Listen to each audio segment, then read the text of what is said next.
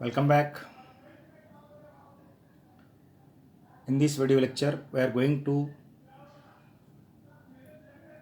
derive the expression for effective resistance of parallel combination of resistors.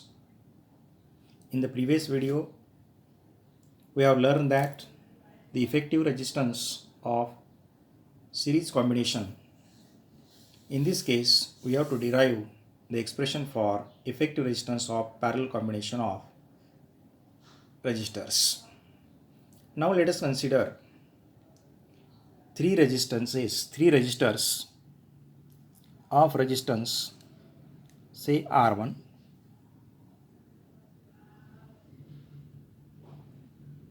R2 and R3 are connected in parallel combination between the two common points A and B.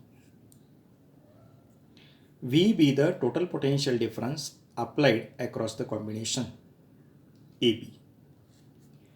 Due to this potential difference, some current flows through the circuit. Let us consider I be the current flowing through the circuit.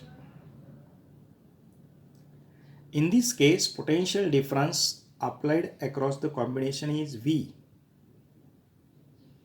Potential difference across the first resistor R1 is also V, R2 also V and R3 also V.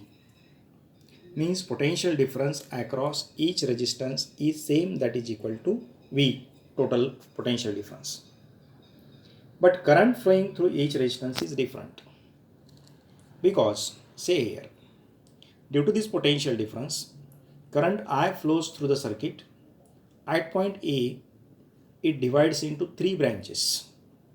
Some part of the current flows through resistance R1, some part of the current flows through R2 and remaining part of the current flowing through R3. Therefore, let us consider I1 be the current flowing through R1, I2 be the current flowing through R2, I3 be the current flowing through R3.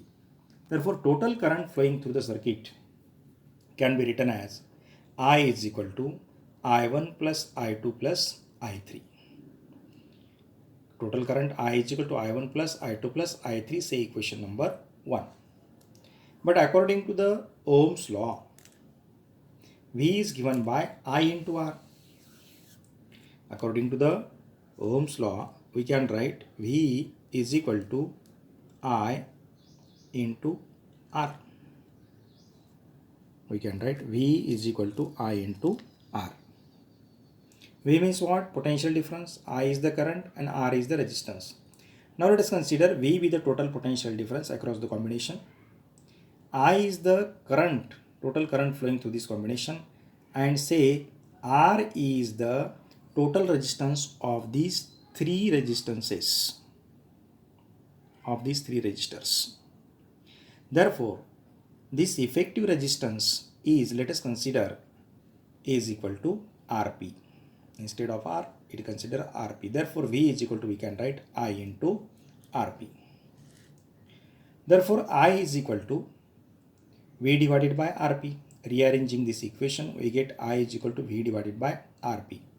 Because we have to know the values of current flowing through each branch in terms of resistance and potential difference. Therefore, we can write I is equal to V divided by Rp. Similarly, I1 is equal to V divided by R1, because potential difference across each resistance is same, that is equal to V divided by R1 as it is. I2 is equal to V divided by R2. I3 is equal to V divided by R3. Therefore, V is equal to, V by Rp, the value of I is V divided by Rp. Therefore, V divided by Rp is equal to V divided by R1 plus V divided by R2 plus V divided by R3. V divided by Rp is equal to V 1 by R1 plus 1 by R2 plus 1 by R3, because V as a common.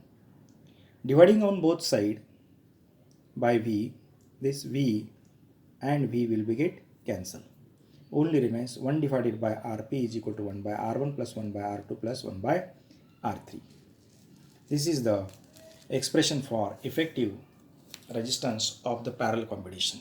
If n number of resistances are connected in parallel, then this expression becomes 1 divided by Rp is equal to 1 divided by R1 plus 1 divided by R2 plus 1 divided by R3 and so on 1 divided by Rn. This combination is used to reduce the resistance of the circuit. Thank you.